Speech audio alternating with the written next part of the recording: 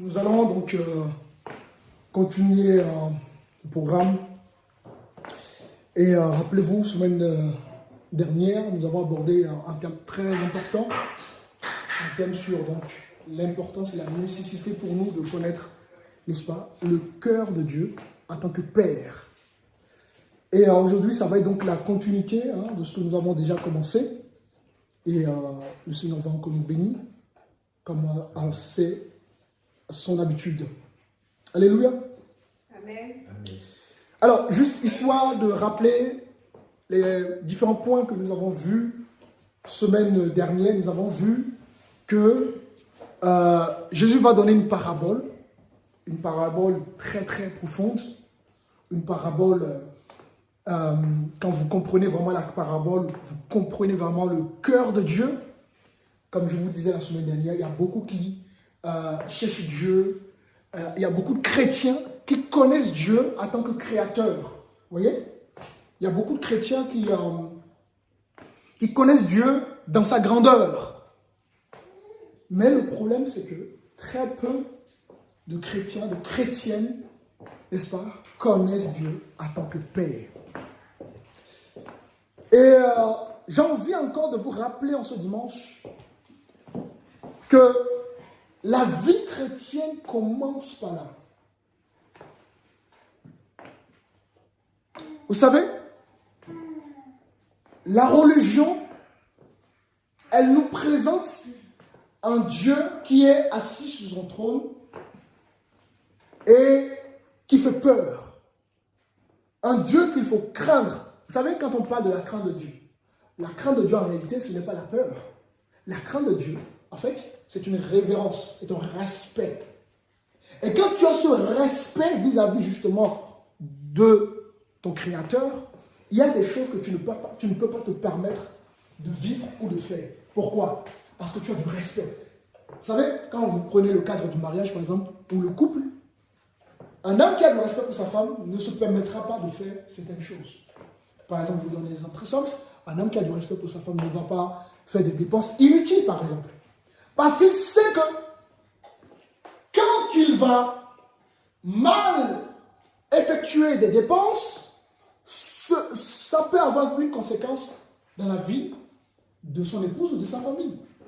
Donc, ne serait-ce que par rapport à ça, il veille à ne pas dépenser n'importe comment. Une femme qui a du respect pour son mari, elle ne fera pas des choses n'importe comment également. Donc, quand on a du respect pour Dieu, n'est-ce pas, on se garde justement de ne pas faire des choses qui ne glorifient pas Dieu. Donc, la religion, elle nous présente parfois un Dieu qui fait peur, mais très rarement d'un Dieu qui se présente, n'est-ce pas, à nous comme un Père. Donc, évidemment, il n'y a pas que la religion. Il y a aussi la société, n'est-ce pas, dans laquelle vous et moi nous séjournons, qui, de plus en plus, dégrade justement l'image, voyez-vous, des deux représentants terrestres que Dieu va positionner dans nos vies. Si nous avons des parents, c'est parce que d'abord Dieu a envie que nous goûtions, n'est-ce pas, à l'amour de nos parents. Quand on parle de l'amour, avant que, n'est-ce pas, on puisse bénéficier de l'amour de Dieu, Dieu permet qu'on rencontre des gens qui nous aiment. Comme ça, c'est déjà un avant-goût de l'amour de Dieu.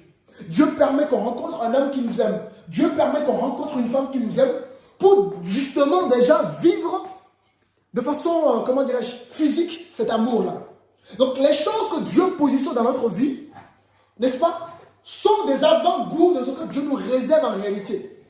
Et un homme ou une femme qui se sent aimé, qui est aimé par un homme, par une femme, par des amis, par des parents, etc., etc., c'est quelqu'un qui va facilement rentrer là dans l'amour du divin. Alléluia. Amen. Comprenez? Amen. Mais qu'est-ce que la société nous propose aujourd'hui?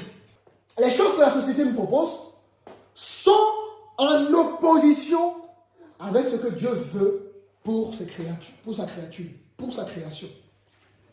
Quand on observe la société, regardez comment de plus en plus, l'image du papa est dégradée. L'image de la maman est dégradée. L'image de la famille est dégradée. La société n'encourage plus, n'est-ce pas, l'importance de la famille. Hein? La famille, c'est la base d'une société, c'est le socle d'une société. La famille, une société sans une famille unie, c'est une société qui va se déchirer. Pourquoi? Parce que dans la famille, nous allons bénéficier de certaines choses, notamment l'amour de nos parents, la sécurité du père, l'amour de la mère. Voyez-vous, il y a des choses qu'on va développer dans la famille. Et quand nous allons, le jour va arriver, on va prendre notre envol. Quand on va rentrer donc dans la vie active, ben, qu'est-ce qui va se passer? Parce que, justement, on a été établi dans notre identité, n'est-ce pas, dans nos familles respectives, ben, nous allons pouvoir affronter, justement, la vie sereinement. Alors, le diable, sachant le bien fou que peut procurer, n'est-ce pas, la famille et tout ça, ben, le diable fait tout pour dégrader, justement, les foyers, les familles. Parce que le diable sait qu'un cœur vide, un cœur blessé, un cœur, que dirais-je, un cœur perdu, n'est-ce pas, va pas aller à la recherche de Dieu. Alléluia. Donc tout ce que la société fait, elle le fait exprès. Elle sait le bien fou dans les choses que Dieu a établies. La société sait que c'est important, l'union de l'homme et de la femme. La société sait que c'est important, le respect. C'est important, le vivre ensemble. C'est important, la paix. C'est important, voyez-vous, les choses que Dieu a établies. La société elle le sait. Alors, la meilleure façon de pouvoir éloigner les hommes de Dieu, c'est de créer le chaos. Parce que Satan aime justement là où il y a le chaos. C'est là où il y a le désordre que Satan aime régner.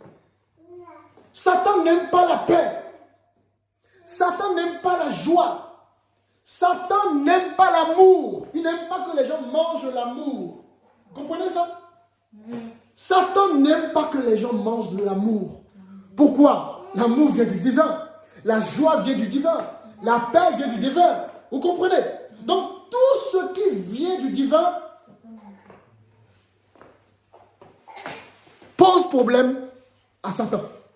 Alors, la meilleure stratégie de Satan, la meilleure façon pour Satan, n'est-ce pas, de pouvoir éloigner l'humanité de Dieu, c'est de créer le chaos. Parce que là où il y a le chaos, il y a le désordre. Là où il y a le chaos, tout semble être flou. Alors, pour montrer le cœur de Dieu, pour montrer le cœur du Père céleste, Jésus lui-même va donner une parabole, n'est-ce pas, révélatrice du cœur de notre Dieu et justement de la relation que Dieu veut avec nous quand nous recevons justement la vie de la nouvelle naissance, la vie du ciel. Vous savez, le monde ne nous proposera rien, n'est-ce pas, qui pourra nous procurer véritablement de la paix. Regardez tout ce que vous avez vécu. Si chacun prend son histoire, son arrière-plan, j'imagine qu'il n'y a pas de bonnes choses derrière. Hein? Il y a des gens qui n'ont pas eu assez suffisamment l'amour de leurs parents, par exemple. Alors qu'en tant que parents, nous devons aimer nos enfants. Il y a des gens qui n'ont pas été aimés par leur père. Hein? Il y a des gens qui n'ont pas été aimés par leur mère. Il y a des gens qui ont été rejetés, non seulement de leur propre famille, mais aussi de la société. Il y a des gens qui ont été abandonnés. Il y a des gens qui ont vécu justement le rejet de la famille, de la société. Vous voyez? Et du coup, avec cette vie-là, cet arrière-plan-là, c'était normal, c'était important pour Dieu de nous montrer qu'il n'est rien de tout ça. Qu'il est rien de tout ça. La preuve, d'accord? Au commencement, à Bereshit, qu'est-ce que Dieu fait? Il crée l'homme et la femme, il les place dans un jardin. Le jardin, ça symbolise la présence de Dieu. Et il leur donne donc tout ce qu'il faut pour manger. Donc on voit déjà qu'au commencement, il n'y avait pas la souffrance, il n'y avait pas la douleur, il n'y avait pas de maladie. Donc nous voyons clairement la vision de Dieu pour l'humanité. Dieu n'a jamais voulu que l'homme vive, n'est-ce pas, dans un monde chaotique. Mais à chaque fois, n'est-ce pas, l'homme, de par sa responsabilité, de par son ego, cherche toujours à s'éloigner de Dieu. C'est pour ça que l'évangile doit être compris. La foi doit être comprise. Nous devons arriver à distinguer la religion de la foi. La religion, c'est le ritualisme. D'accord? Nous allons aimer, mais nous aimons toujours conditionnellement. Nous allons prier, mais nous prions sans comprendre pourquoi nous prions. Nous allons jeûner, mais nous allons jeûner sans comprendre pourquoi nous jeûnons. Nous irons à l'église, mais nous irons à l'église et sans comprendre pourquoi nous allons à l'église. Et en cela, nous devenons des religieux et des religieuses. Et un religieux ne peut pas vivre la vie de l'esprit. Un religieux, n'est-ce pas, ne peut pas atteindre la dimension spirituelle. Pourquoi? Parce que la chair est faible et l'esprit est disposé. Quand on laisse la vie de la chair prendre le dessus, il nous serait difficile de pouvoir vivre les choses spirituelles. Or, un homme de foi, une femme de foi, qui marche par la foi, n'est-ce pas?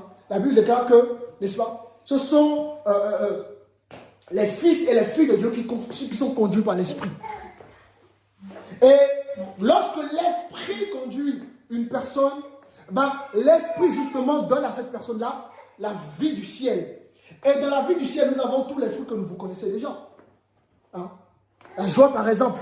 La paix, par exemple. L'amour.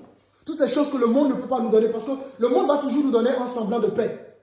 Hein? Regardez, des alliances qui se font. Les nations font des alliances, mais les alliances ne durent pas. Les nations mettent en place des alliances de paix, mais ça ne marche pas. Hein? Et Jésus lui-même dira que je vous donne ma paix, mais non pas selon le monde. Donc le monde, n'est-ce pas, fait semblant de nous donner la paix, de nous donner la joie, de nous donner des choses qui nous donnent l'impression qu'on n'a pas besoin de Dieu. Mais tout cela sont, ce sont des illusions. Hein? Alors, quand on vient dans le Seigneur, il est important de comprendre qui est Dieu. Parce que justement, votre vie, la manière dont vous allez vivre votre vie de foi, dépendra de comment vous avez compris qui est Dieu. Alléluia. Amen. Amen. Ça va? Oui. Amen, ça va, pasteur. Donc, le livre de Luc, chapitre 15, vraiment, quand vous lisez cette parabole, elle est très riche de sens. Très, très riche. Alors, nous allons bien évidemment commencer à partir du verset 14 aujourd'hui, puisqu'on a déjà vu à partir du verset 11. Donc, quelqu'un qui connaît le cœur du Père, sait que Dieu ne l'abandonne pas. Et que Dieu ne peut jamais l'abandonner. Quand tu connais le cœur du Père, tu sais que Dieu ne peut jamais t'abandonner.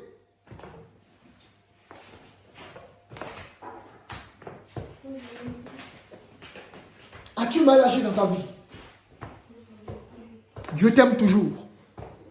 Amen. Est-ce que vous comprenez quelque chose? As-tu mal agi dans ta vie?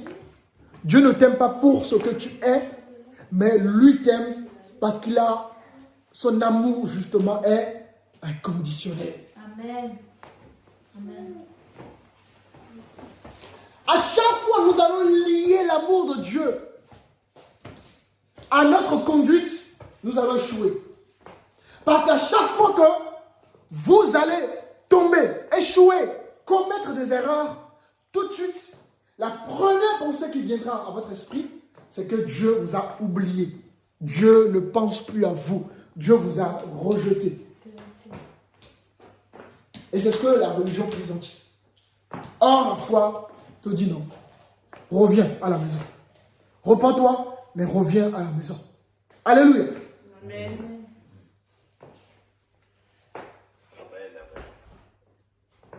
Quel parent digne de ce nom, attention, je dis bien digne de ce nom, va vivre une déception par rapport à ses enfants? Imaginez, tu as bien éduqué, inculqué des valeurs à ton enfant, et puis tu apprends que ton enfant, n'est-ce pas, après avoir pris son autonomie, se retrouve dans la drogue. C'est une déception. Parce qu'on se demande, j'ai échoué où en réalité?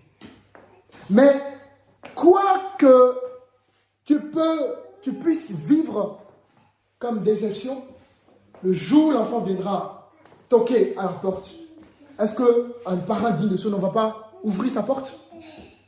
Est-ce qu'un parent digne de ce nom ne va pas ouvrir la porte de sa maison? Hein? Si, n'est-ce pas? Donc, si nous, en tant qu'êtres humains, nous sommes capables de manifester de tel amour, un amour conditionnel vis-à-vis de nos enfants. Et d'ailleurs, Jésus va le dire, si vous, pécheurs que vous êtes, vous arrivez à donner de bonnes choses à vos enfants, mais à plus forte raison, votre Dieu. Vous voyez? Amen. Si nous, pécheurs que nous sommes capables d'aimer nos enfants inconditionnellement, mais à plus forte raison, Dieu. Voilà le cœur de Dieu que vous servez. Vous n'avez pas un Dieu qui réagit comme les êtres humains. Amen. Jamais un Dieu n'abandonne sa fille, son fils. Jamais. Amen. Même quand nous avons la facilité de juger les gens, mais Dieu lui tend la main. La Bible dit que Dieu ne veut pas la mort d'un pécheur, mais sa repentance. Donc, c'est ça le cœur de Dieu. Plus vous allez connaître le cœur de Dieu, plus vous allez avoir une vie chrétienne, n'est-ce pas? Comment dirais-je? Joyeuse. En tout cas, une vie chrétienne qui va vous apporter de la paix. Parce que vous savez que devant votre Dieu, jamais il ne réagirait comme un être humain. Amen. Et ça, c'est un principe, et ça doit être un principe à votre vie de foi. Vous maîtrisez, vous comprenez cela, je vous assure que vous allez régler 90% des problèmes que rencontrent, n'est-ce pas, les chrétiens de notre génération. 90% de l'instabilité spirituelle, n'est-ce pas, sera réglée. Ça va? Amen, pasteur. Alors, Luc chapitre 15, verset 14.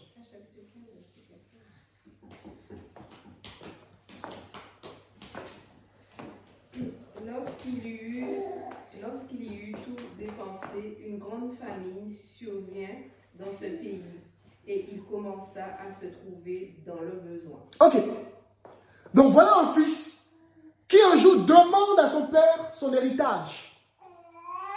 Combien de chrétiens demandent à Dieu leur héritage? Parce que n'oublions pas, lorsque nous venons dans le Seigneur, nous devenons des héritiers. Donc, par conséquent, n'est-ce pas, nous sommes héritiers de tout ce que Dieu possède. Et ce fils va demander son héritage. L'héritage, c'est l'image de quoi? Ben justement, c'est l'image de ce que Dieu possède. Donc, ce fils était intéressé par rapport à ce que Dieu possède. Imaginez en tant que parent. Vous avez des enfants, Dieu vous a béni, vous êtes riche. Vous avez des enfants qui vous aiment en tant que parents juste à cause de vos biens. Imaginez un instant la frustration que tout cela va vous créer. Vos propres enfants vous aiment parce que vous avez de l'argent.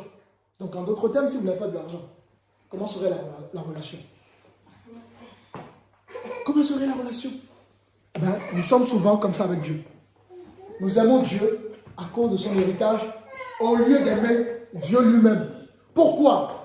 Parce que un enfant qui aime ses parents, non pas à cause de leur héritage, c'est un enfant qui a compris que, en aimant ses parents, il a tout. Voyez-vous? Il a tout automatiquement. Quel parent qui aime ses enfants n'est pas prêt à se sacrifier, à donner de tout à ses enfants? Quel parent? Vous comprenez? Donc un enfant sait que, parce que ses parents l'aiment, mais ses parents seront toujours là. Affection, voilà, l'affection. Les parents vont répondre à l'affection. Les parents vont répondre forcément à la bénédiction. Les parents vont. Voilà, l'enfant sait qu'il a tout avec son père. Il n'a pas besoin d'aimer l'héritage de ses parents. Mais un enfant qui reste focus uniquement sur l'héritage de ses parents, c'est un enfant qui a tout perdu en réalité. Il croit avoir gagné quelque chose, mais il a tout perdu. Pourquoi? Parce qu'il n'a plus le cœur des parents. Il n'aura plus l'affection des parents. Il n'aura plus ce qu'il faut. Nous sommes souvent comme ça avec Dieu. Nous aimons plutôt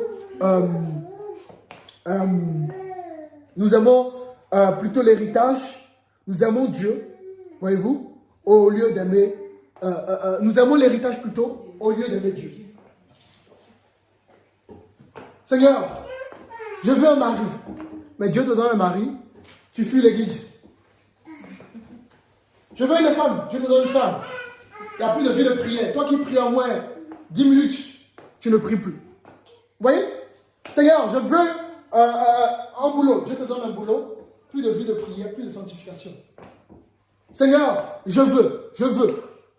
Au lieu de dire, Seigneur, je veux te connaître ton cœur.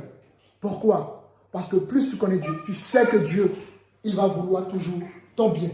Et comme naturellement tu es héritier de tout ce qu'il possède, mais c'est à toi. Donc pourquoi tu dois te focaliser sur l'héritage qui est déjà à toi? Donc autant connaître le cœur de ton Père et pleinement vivre son amour. Alléluia. Amen. Ça va? Amen. Ça va, pasteur. C'est important qu'on comprenne ça. Donc voilà un peu déjà ce que la parabole de Luc 15 nous révèle. Maintenant, on nous dit, une fois qu'il est parti, on a vu qu'il va mener une vie de débauche. On a déjà vu, la vie de débauche, c'est une vie de limitation. C'est pas simplement dans le cadre, comment ça s'appelle? C'est pas simplement l'aspect sexuel. C'est aussi le fait de vivre sans limitation. Sans limitation morale. Il n'y a plus de frein en réalité. Hein? Donc, cet enfant part de la maison. Il va mener une vie de débauche. Donc, il s'éloigne de Dieu, il s'éloigne de son Père. Mais qui plus est, il va vivre une vie sans limitation. Il n'y a plus de limites. Il fait ce qu'il veut. Dieu ne l'intéresse plus. Mais combien d'entre nous, lorsque nous nous éloignons de Dieu, combien d'entre nous ne mènent pas une vie de débauche? Combien? Automatiquement, quand on s'éloigne de Dieu, nous allons forcément vivre une vie de débauche. Maintenant, dans le verset 14, on nous dit que il va maintenant tout dépenser. Vous voyez? Il a voulu faire sa propre expérience. Dieu n'a pas résisté. Dieu ne l'a pas obligé. Dieu ne l'a pas forcé. Dieu l'a libéré, il n'y a pas de problème. Je te laisse faire ta propre expérience. Et une fois qu'il s'éloigne du Père, qu'il s'éloigne de Dieu, il va tout dépenser. Et une grande famille survint dans le pays. Alors, qu'est-ce qu'on comprend au travers de ce verset-là? Lorsqu'il y a séparation avec Dieu, lorsqu'on s'éloigne de Dieu, lorsqu'on veut vivre sa propre expérience, lorsque les lois de Dieu ne nous intéressent plus, hein? Lorsque la vie de sanctification ne nous intéresse plus, la vie de croissance dans notre vie de foi ne nous intéresse plus, qu'est-ce qui va se passer? Il va se passer qu'il y aura une famine. Vous suivez? Il va se passer qu'il va avoir une famine. En fait, la famine que va vivre cet enfant qui a quitté la maison, cette famille, elle est révélatrice. Pourquoi? Vous devez comprendre que tant que tout va bien dans votre vie, tant que tu as l'impression que tu contrôles une situation, que tu as l'impression que tu contrôles ta vie, voyez-vous, ben jamais il y aura une révélation. Jamais il y aura une prise de conscience de ce que tu as perdu avec Dieu. Parce que sur le coup, sur le moment, tu as l'impression de contrôler ta vie. Tout va bien. Tout, voilà ma vie, ça fonctionne. Je ne suis pas en manque d'argent, en manque d'amour, en manque d'amis, etc. Donc tu as l'impression que tout va bien. Et comme tu vis dans une vie qui est plutôt une vie d'illusion, ben, tu auras du mal à prendre conscience de ton erreur ou de tes erreurs. Tu auras du mal à prendre conscience de ce que tu as perdu avec Dieu. Ça va? C'est ici que le monde, n'est-ce pas, a l'impression de contrôler la vie. Le monde a l'impression de contrôler la situation. Mais le monde a oublié ce qu'il a perdu avec Dieu. Et conséquence, c'est quoi? Combien y a-t-il de souffrance? Il y a une grande souffrance dans la société. Vous savez, les réseaux sociaux, les gemmes que vous voyez sur les réseaux sociaux, la majorité de ces gemmes-là, ce sont des gens qui sont en manque d'amour, en manque d'attention. Comprenez? C'est pour ça que les gens publient tout sur les réseaux sociaux. Hein? Même quand tu es au lit avec ton mari, tu vas publier ça. Ça dit qu'il y a un problème. Ouais, on publie tout aujourd'hui. Parce que les gens sont en manque d'attention.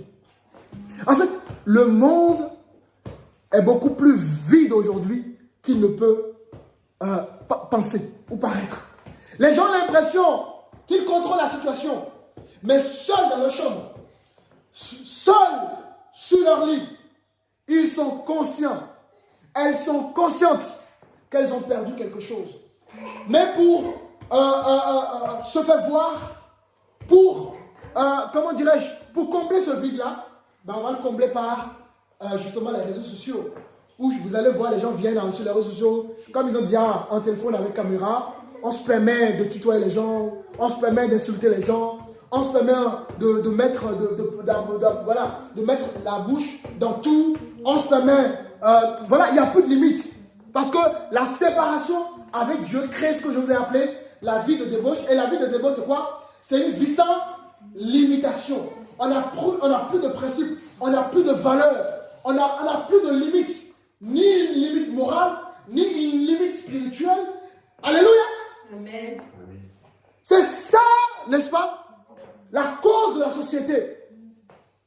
Les gens sont beaucoup plus dans la souffrance qu'il ne peut paraître. Je vous assure les gens. Et pourtant, ils ont pratiquement tout. Parce que nous avons besoin de revenir à Dieu. Pour que ce choix soit éprouvé. Pour qu'il se rende compte de ce qu'il a perdu avec Dieu. Il y a des gens qui ont l'impression que dans le monde, ils seront beaucoup plus heureux, n'est-ce pas, qu'être avec Dieu. Et il dit, Seigneur, je vais partir. Et Dieu les laisse partir. Mais quand ils partent, qu'est-ce qui se passe? Leur condition devient encore plus pire, n'est-ce pas, que cela ne l'est avec Dieu. Mais le problème, beaucoup prennent conscience qu'il faut qu'ils reviennent à Dieu, mais ne reviennent plus à Dieu par souci, par honte, par exemple. Par la honte, qu'est-ce que les gens vont penser, etc. Parce que tout simplement, ils ne connaissent pas le cœur du Père. En fait, ils ont l'impression que comme ils ont laissé Dieu, ils sont partis dans le monde, qu'ils ont goûté aux merveilles du monde, ils ont l'impression que c'est fini, Dieu les a abandonnés.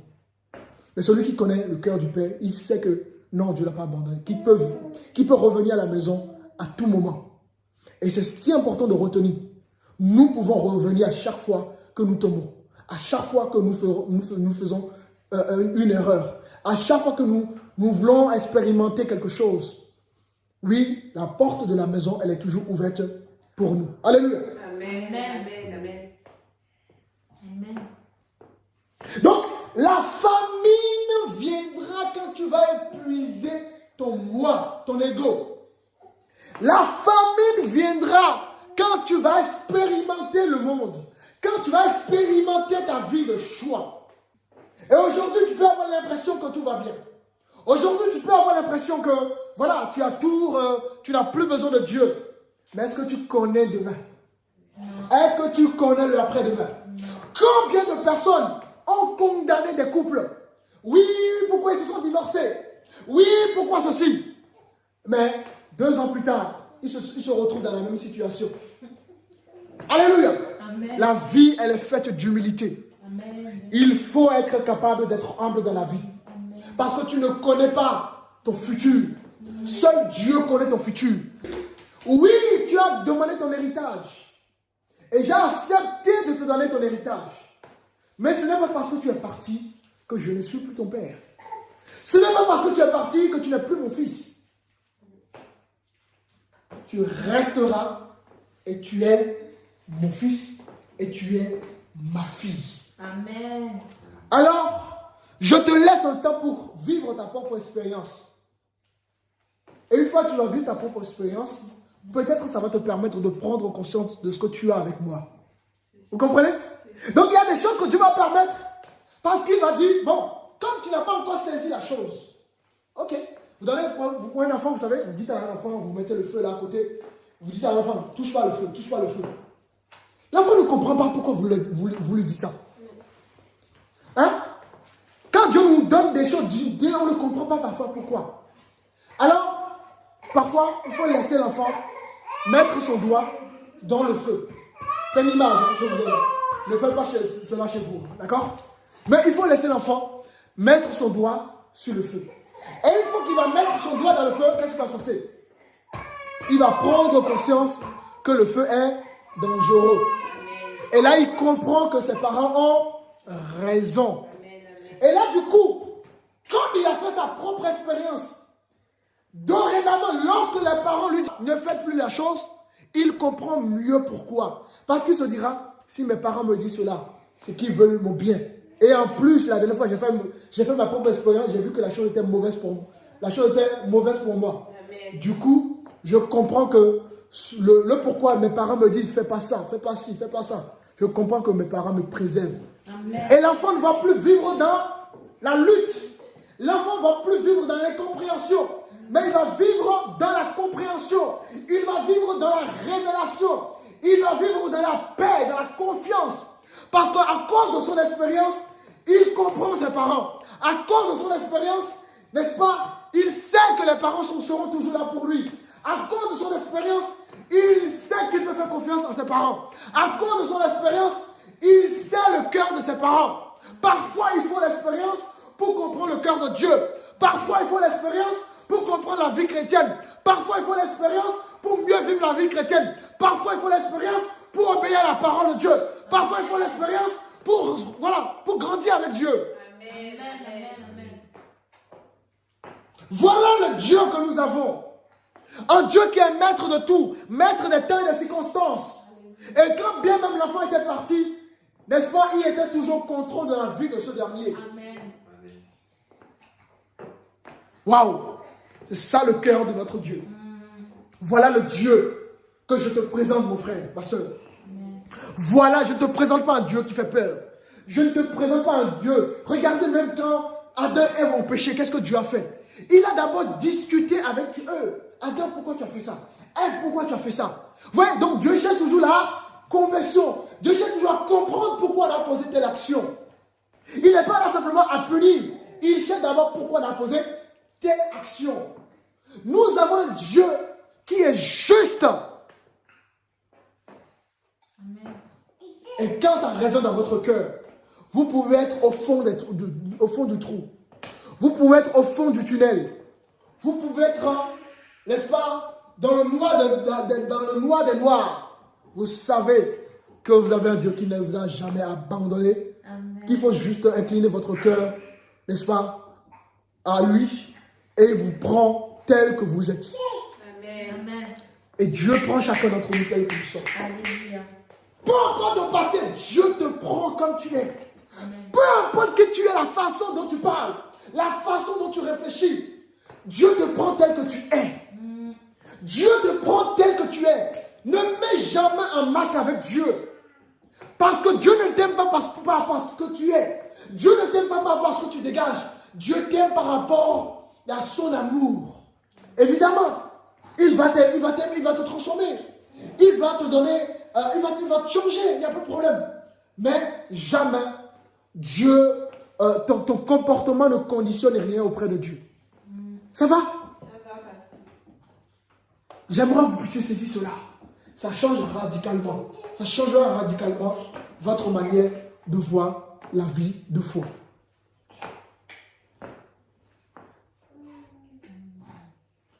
Alors, on nous dit, regardez ce qu'on nous dit dans le verset. On nous dit maintenant, une fois que la famine arrive, il commença à quoi? Manquer. Vous lisez? Il commença à manquer. Donc, les amis, c'est là que va commencer la révélation du manquant spirituel. Est-ce que vous saisissez la chose? Dieu permet donc la famine pour réveiller, pour le réveiller. Et quand il sera en manque, il a tout dilapidé. Mais qu'est-ce qui va se passer? Un réveil va commencer. Parce que là, il va commencer par avoir des bonnes réflexions. Ah, j'ai pris quand même mon héritage. Je suis parti. Et me voilà la vie que j'ai aujourd'hui. Donc, lorsqu'il va commencer par manquer dans la vie de ce fils, c'est là justement qu'un réveil spirituel commence dans sa vie. Le réveil spirituel commencera dans ta vie quand tu vas manquer. Parce que à chaque fois, aussi longtemps que tu vas t'appuyer sur tes propres capacités, un réveil ne pourra pas naître en toi. Dieu se glorifie dans nos faiblesses. Dieu aime sa gloire. Et jamais Dieu n'accepte qu'il y ait la part d'humain dans sa gloire pour que tu ne t'enorgueillisses pas. Alléluia. Amen. Alors c'est quand que quelque chose va manquer dans ta vie. Alors là, c'est le début d'un réveil spirituel. Lorsque tu t'éloignes de Dieu, tu peux avoir de l'argent, de la notoriété, de la beauté, tout ce que vous voulez. Mais à l'intérieur de chacun, à l'intérieur de nous, n'est-ce pas, nous allons manquer toujours quelque chose. Toujours. Regardez les gens qui ont de l'argent, qui ont tout. Et pourquoi ils sont toujours en manque? Pourquoi, à votre avis? Parce qu'il y a un vide qu'ils doivent combler. Et tant que ce vide-là n'est pas comblé, on peut avoir tout l'or du monde, on sera toujours en manque. Donc comprenez que chaque manque, est un début d'un réveil spirituel. Est un début d'un retour à Dieu. D'une prise de conscience que nous avons besoin de notre Créateur. Alléluia. Amen. Ce fils avait tout vécu. Parce que la Bible nous dit qu'il a mené une vie de débauche. Donc une vie sans limitation. Donc il a tout vécu. Il a vécu certainement les femmes, l'argent, tout dans la vie. Parce qu'il avait mené une vie sans limitation. Il a tout vécu. Et malgré qu'il a tout vécu, son âme va faire quoi? Va réclamer, va crier à Dieu. Son âme va être en manque. Vous voyez? Il va dire quoi? J'ai faim. Et effectivement, il a tout dilapidé et il avait faim. Alléluia. Amen. Lorsque tu en manques, ton âme a soif de Dieu. Lorsque tu n'as plus la force de t'appuyer sur toi, ton âme désire le ciel. Lorsque tu ne t'appuies plus sur ta philosophie, lorsque tu rejettes ta philosophie, tes propres capacités, tes propres biens, ton âme a soif de Dieu. Amen. Ton âme a envie de connaître le cœur de Dieu. Parce qu'il faut le vide pour désirer Dieu.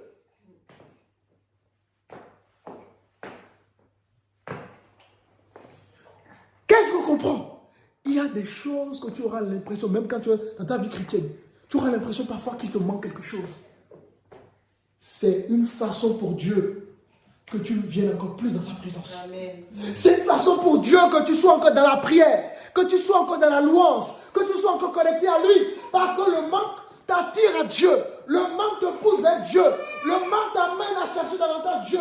Mais lorsque tu as tout, le tout t'éloigne de Dieu. Alléluia.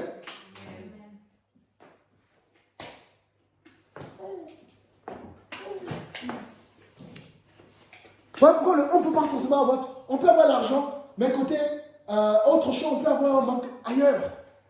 Dieu va toujours laisser un manque quelque part pour nous garder toujours, n'est-ce pas, dans la connexion avec lui. Donc ne prends pas ces manques comme un échec. Ne prends pas ces manques comme, comment dirais-je, voilà, comme un problème. Prends ce manque comme l'occasion pour toi de connaître encore plus ton Dieu. Amen. De connaître encore plus le cœur de ton Dieu. Amen. Alléluia. Amen.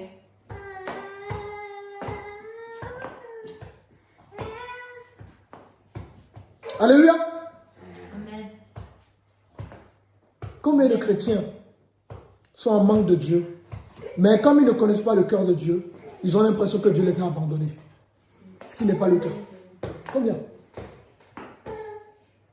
Combien? Combien de gens rient en public? Dans la société, des faux sourires. Ils rigolent avec toi, ou elle rigole avec toi. Mais au fond, elle n'est pas heureuse. Il n'est pas heureux. Amen. Alléluia. Amen. Amen. Nous sommes au verset 15.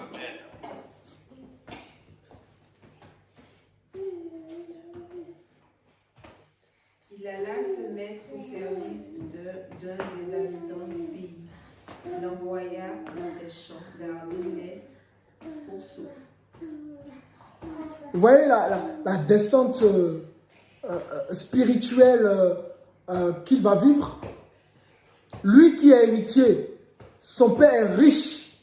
Il se retrouve dans quoi là, actuellement là? Il se retrouve dans quelle situation? Oh, relis bien, relisons bien. Relis encore une deuxième fois. Il alla se mettre au service d'un des habitants du pays. Il envoya dans ses champs garder ses pourceaux. Vous vous rendez compte? Lui, un prince, se retrouve dans un champ, en train de garder quoi? Ouais, la descente. C'est terrible, hein? L'éloignement de Dieu. Vous voyez ce que ça jusqu'où ça peut nous amener? Combien d'entre nous ne nous sommes pas retrouvés dans des situations extrêmement compliquées parce qu'on a refusé, d'accord, de connaître le cœur du Père, d'obéir à Dieu. Combien? Et se retrouve vraiment dans une situation extrêmement grave, extrêmement compliquée. Lui qui est héritier, prince, il se retrouve à donner de la nourriture aux pauvres. Waouh! C'est terrible ça. Donc, vous voyez le résultat du péché? Le résultat de l'éloignement? Donc, ce n'est pas bon de s'éloigner de Dieu. Il n'y a aucun bien, n'est-ce pas? Si nous nous éloignons de notre péché, il n'y a aucun bien dedans. On aura l'impression de vivre, comment dirais-je? On aura l'impression de vivre dans une vie d'illusion. Et là, à un moment donné, tout s'écoule devant nous. On se dit, mince. Tout s'écoule. Le puzzle, tout se disperse. La carte s'écoule. On dit waouh. Et ce fils, j'imagine qu'en ce moment-là, j'imagine pas le regret qui certainement était monté dans son cœur. Moi, prince, il le dira, on va le voir. Mais mon père a tout. Des servantes qui mangent à leur faim. Et moi, je me retrouve dans quoi? À donner à manger aux pauvres. Lorsque tu quittes le Père, mon frère, ma soeur, tu finis par servir ce que tu méprises. Lorsque tu t'éloignes de Dieu, tu finis par ne plus avoir les valeurs que tu avais. C'est là que commencent les raisonnements. C'est là que commence, n'est-ce pas, la philosophie. Et trop de philosophie nous éloigne encore plus de Dieu. Alors, il va donc donner donc à manger au porc. Il va remarquer quelque chose dans le texte. On reprend encore le texte. Verset 15. Hein. Il Il alla se mettre au service d'un des habitants du pays qu'il envoya dans ses champs garder les pourceaux. Ok.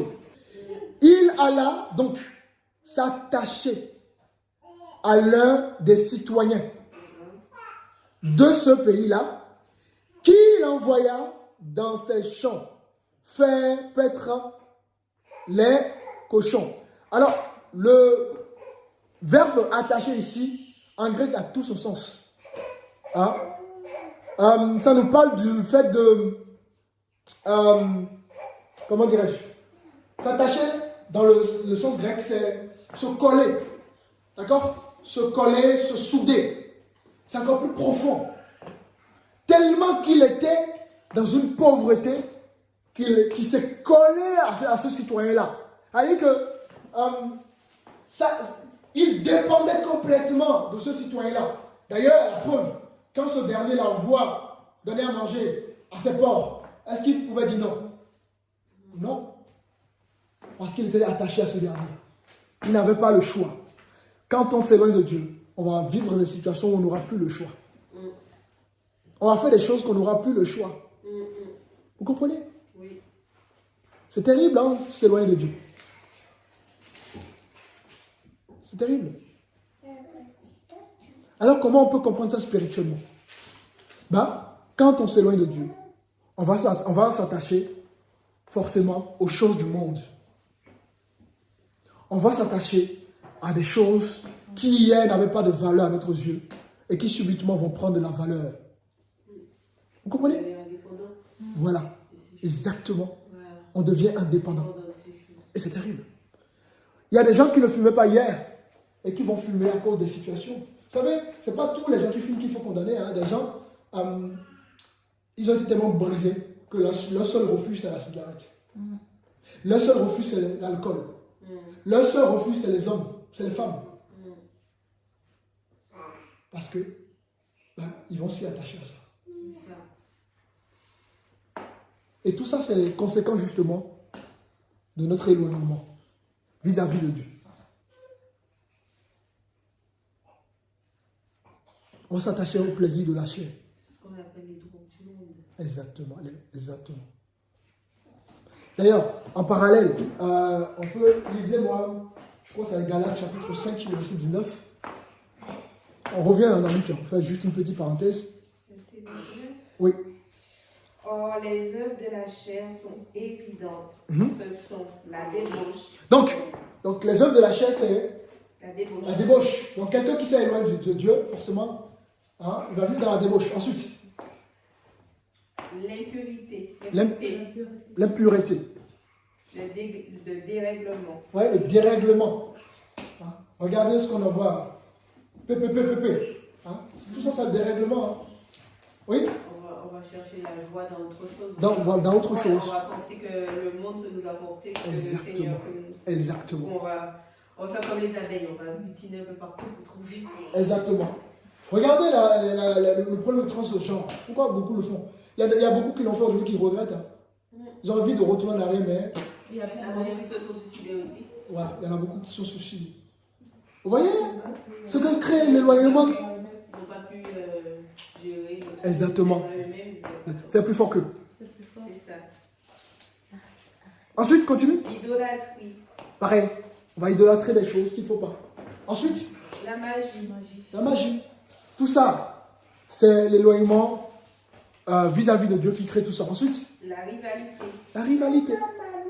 Oui, Les querelles. les querelles. Les jalousies. Ouais, les jalousies naissent de tout ça. Quand on s'éloigne de Dieu, tu vas être jaloux au lieu d'encourager ton frère, ou bien ta soeur, même si elle est plus riche que toi. Encourage-la. Vraiment. Ah. Mais tu sais même pas si ta bénédiction passera par elle ou par lui. Encourage-la. Même si on est dans une société où aujourd'hui on envie les gens, alors que les gens font des efforts, les gens travaillent derrière pour arriver à ce résultat. Et nous, au lieu d'encourager, d'être une force de courage pour ces gens-là et de s'inspirer de ces gens-là, on est là à jalouser la vie des gens. Vraiment. Continue.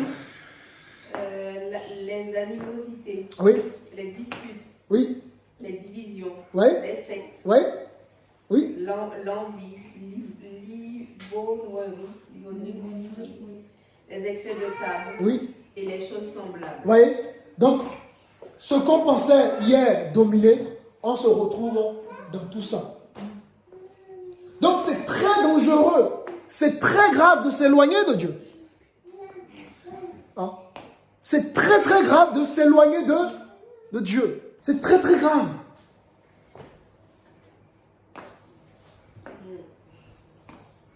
Donc, en d'autres termes, il va se coller, il va se souder au monde. Il va aimer le monde. Oh, la Bible déclare, n'aimez point le monde, ni les choses qui sont dans le monde.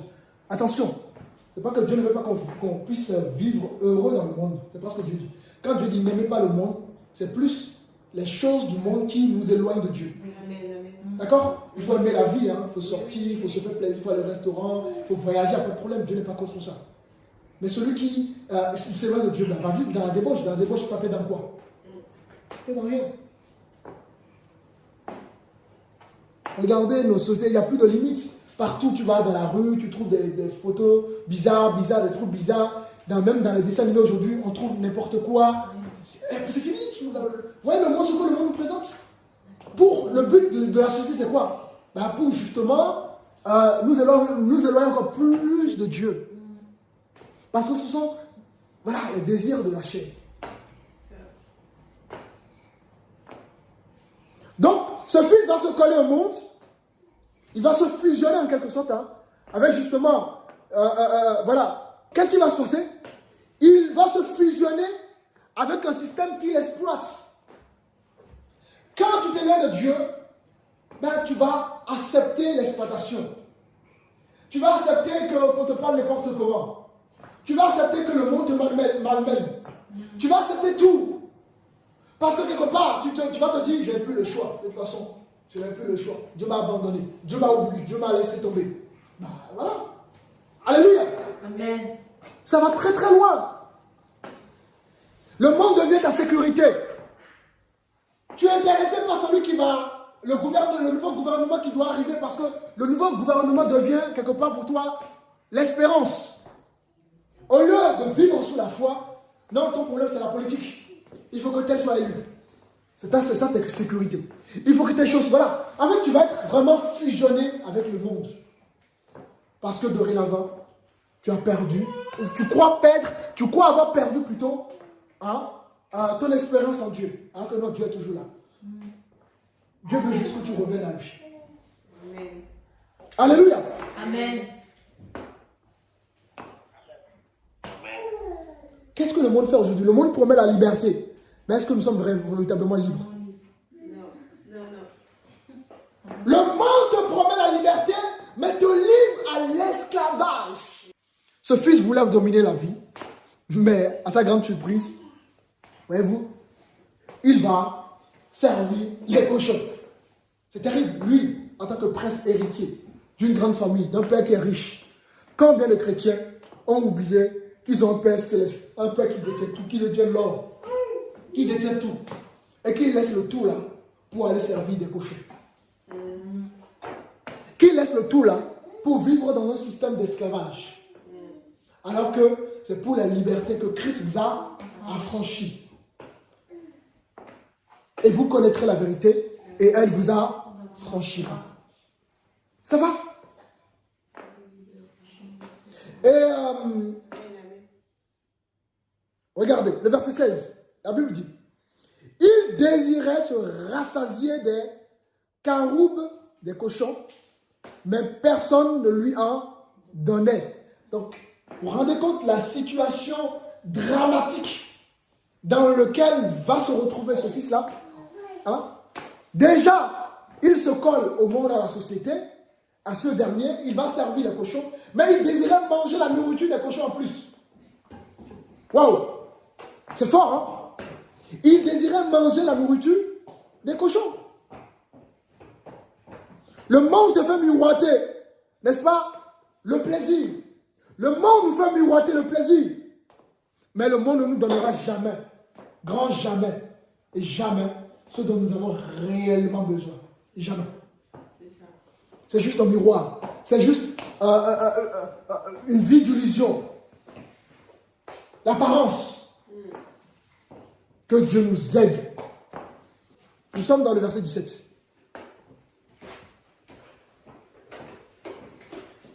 Le verset 17.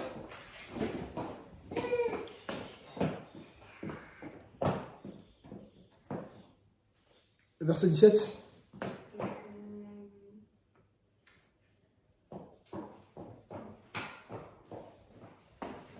Étant rentré en lui-même, il dit, combien d'ouvriers chez mon père ont du pain en abondance, et moi ici je meurs de faim.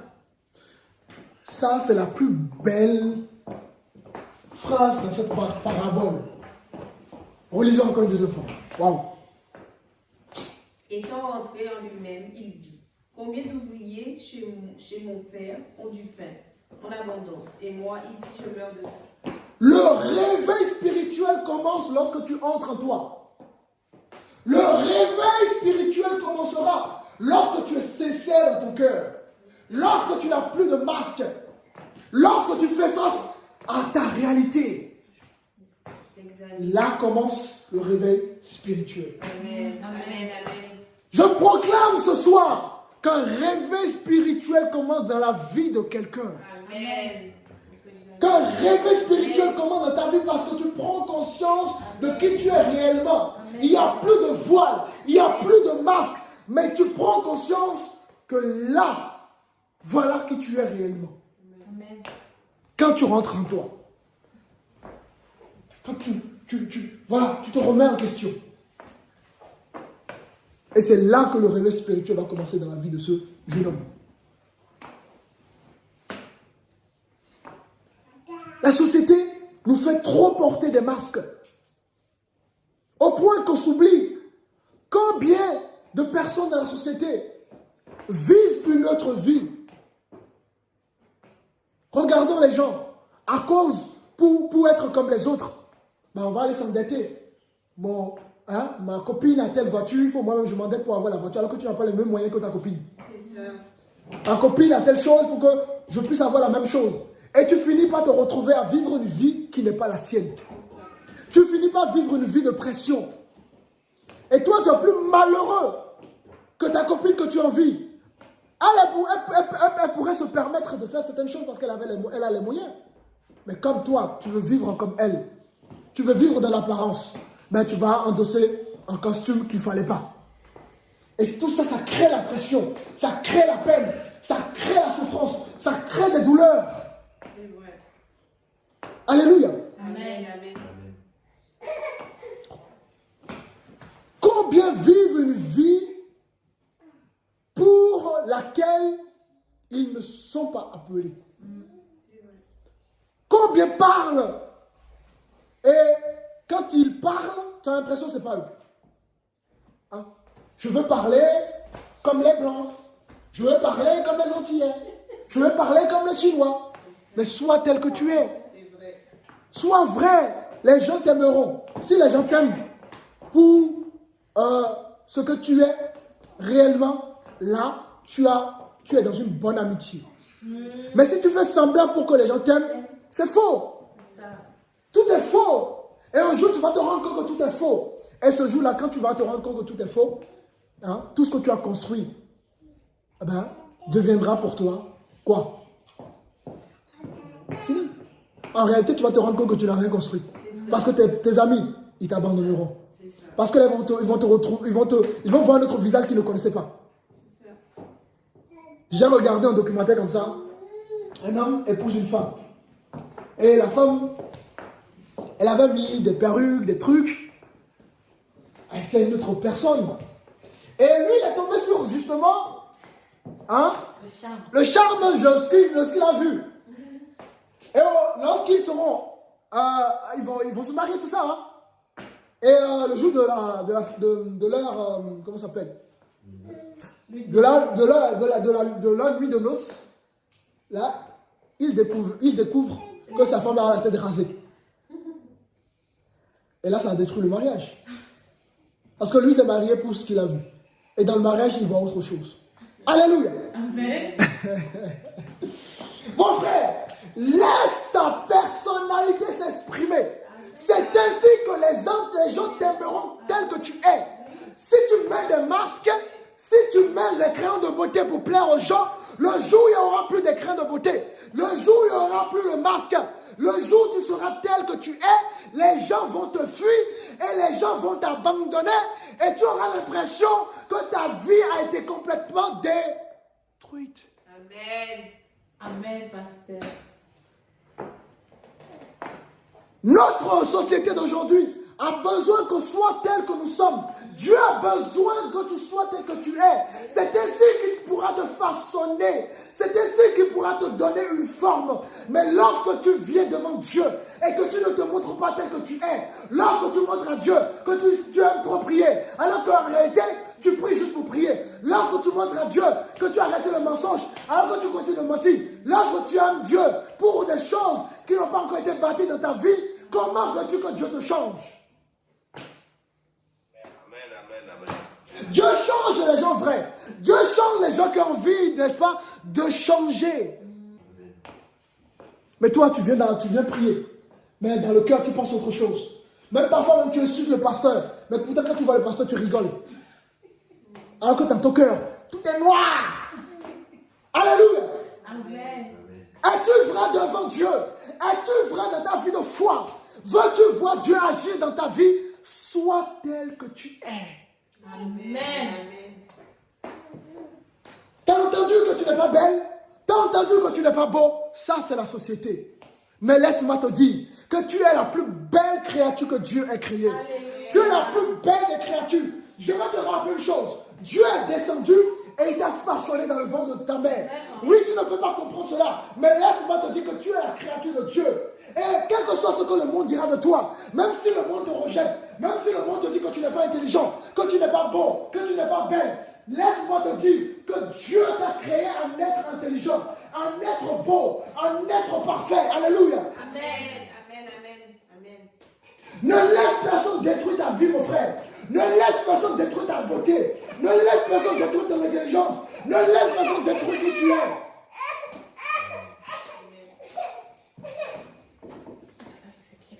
Alléluia. Amen. Dieu t'a établi dans ton identité. Sois fier de qui tu es. Parce que personne ne rejette la lumière. Le jour où les gens verront la lumière sur toi, ils viendront, ils vont courir, courir, courir. Et tu deviens important à leurs yeux. Amen.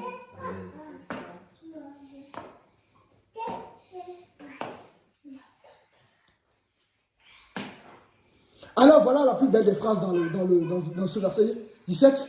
Le réveil spirituel va commencer, n'est-ce pas? Quand il va rentrer en lui-même.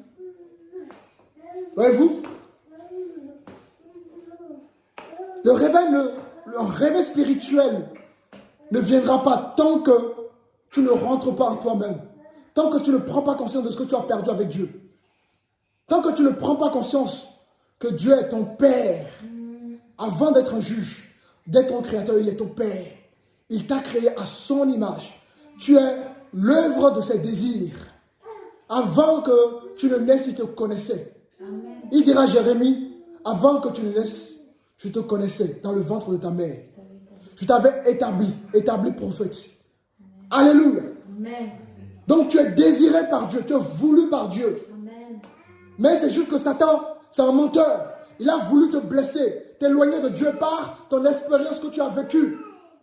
Alors que Dieu veut justement une vie de bonheur, de paix pour toi. Mais comme Jean 10, le verset 10 le dira, n'est-ce pas? Le voleur ne vient que pour voler, dérober, égorger. Satan, c'est un menteur. Lui, il est là pour te dire tu n'es pas beau, tu n'es pas intelligent, tu ne vas pas y arriver. C'est sa mission, c'est son rôle. Il est là pour voler ton talent, ton don.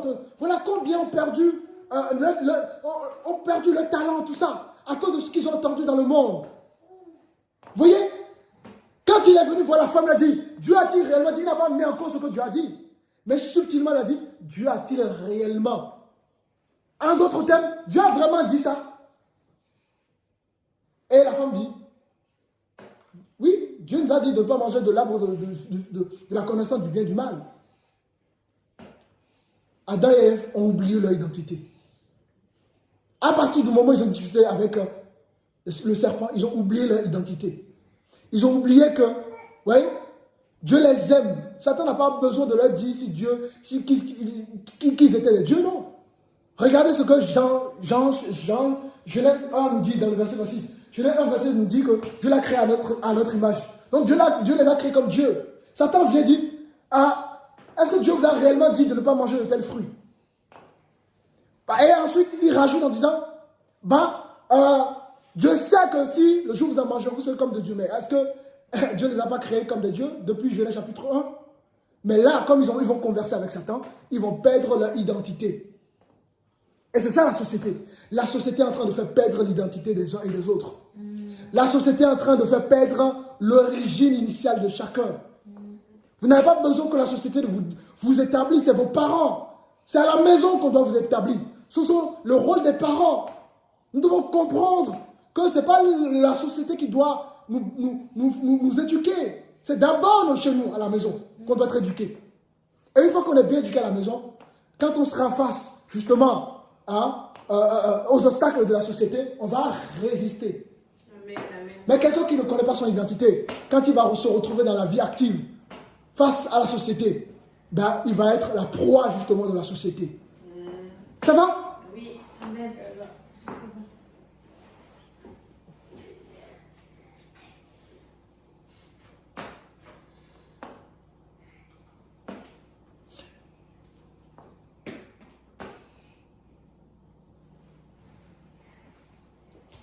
Alors, regardez le verset 18. Qu'est-ce qu'il fait quand il y a eu un réveil spirituel? Qu'est-ce qu'il fait? Je vais me mettre en route, j'irai trouver mon père et je lui dirai, mon père, j'ai péché contre Dieu et contre toi. Je ne mérite plus d'être considéré comme ton fils, accepte-moi comme l'un de tes ouvriers. Vous voyez la décision qu'il va prendre? Retourner. Parce qu'il sait que son père, malgré qu'il est parti, ne l'a pas rejeté. Quelqu'un qui sait qui est Dieu en tant que père, peu importe, n'est-ce pas, sa propre expérience, son rejet, il n'oubliera jamais que le jour où il décidera de revenir à la maison, Dieu l'acceptera. Et lui, il avait compris ça. Et nous devons tous comprendre cela. Ça peut arriver qu'on s'égare, qu'on s'éloigne, qu'on tombe. N'oubliez jamais que si on décide de retourner vers le Père ne va jamais nous rejeter. Alors voilà ce qu'il fait. Il prend la décision de retourner vers son Père. Et regardez ce que la Bible dit. Nous sommes au verset 20. Il se mit donc en route pour se rendre chez son père. Comme il se trouvait encore à une bonne distance de la maison, son père l'aperçut et fut pris d'une profonde pitié pour lui. Il courut à la rencontre de son fils, se jeta à son cou et l'embrassa longuement. Amen. Alors, écoutez-moi, peuple de Dieu. Écoutez-moi très bien. Ce passage, c'est très profond. Regardez, avant même que le fils n'arrive dans la maison, qu'est-ce que le verset nous dit? Le père l'attendait. Waouh!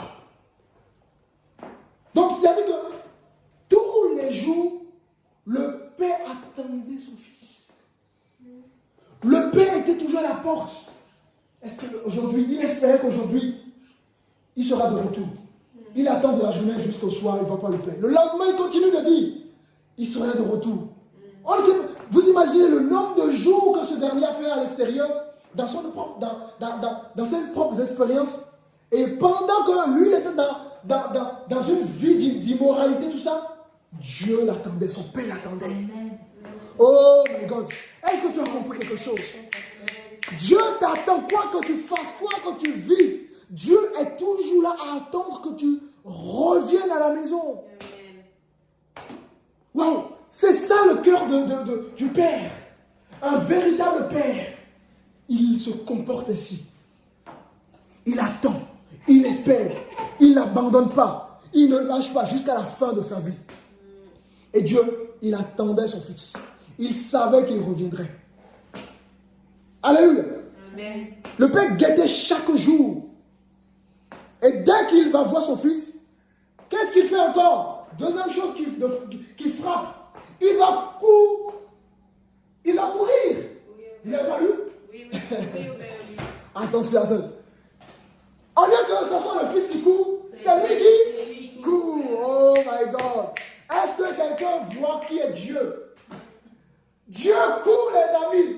Nous, on traîne encore. On prend le temps. On réfléchit. Est-ce que le Père va nous accepter? Voilà, j'ai connu tellement de femmes dans ma vie, tellement d'hommes dans ma vie. J'ai trop fumé, j'ai trop. Est-ce que on est trop traîné? Mais Dieu court vers nous, les amis. Dieu court vers ses fils et ses filles. Waouh! Voilà qui est notre Dieu, le Dieu Yahvé que nous adorons. Amen. Il est surprenant, n'est-ce pas? Oui. Donc, il court. Et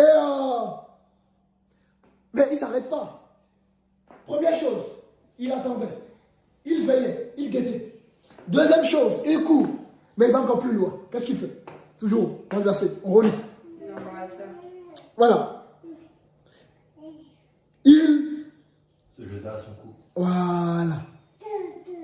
Ouais. Le Père ici ne l'a pas simplement... voilà, il n'attendait pas simplement. Il attendait, il a vu, il a couru, mais il s'est jeté sur son cou. Il l'a embrassé. Et regardez encore une chose. Est-ce qu'il a demandé d'explication? Non. Oh my God. Voilà qui vous louez. Tu ne demandes pas d'explication. Ce qui est important pour lui, vous êtes de retour. Amen. Amen, pasteur. C'est fort. Vous êtes de retour. Tu es de retour. Jésus dira, lorsqu'un homme a 100 brebis et qu'une brebis s'égare, il laisse les 99 brebis pour aller chercher celle qui s'est égarée. Est-ce que vous comprenez quelque chose? Waouh! Dieu ne demande pas d'explication. Il n'exige pas un bilan. Il court, nous dit le verset. Il court, il embrasse. Dieu court pour que nous revenions à la maison, pour que nous comprenions qui il est. Dieu embrasse, Dieu restaure. C'est ça le cœur du Père. Et ensuite, il va encore plus loin. Regardez toujours. Allons, on continue la lecture. Et il se leva et alla vers son père comme il était encore loin. Son père le vit et courut ému de compassion. Il courut se jeter à son cou et l'embrassa. Le fils lui dit, mon père, j'ai péché contre le ciel et contre toi. Je ne suis plus digne d'être appelé ton fils. Mais le père dit à ses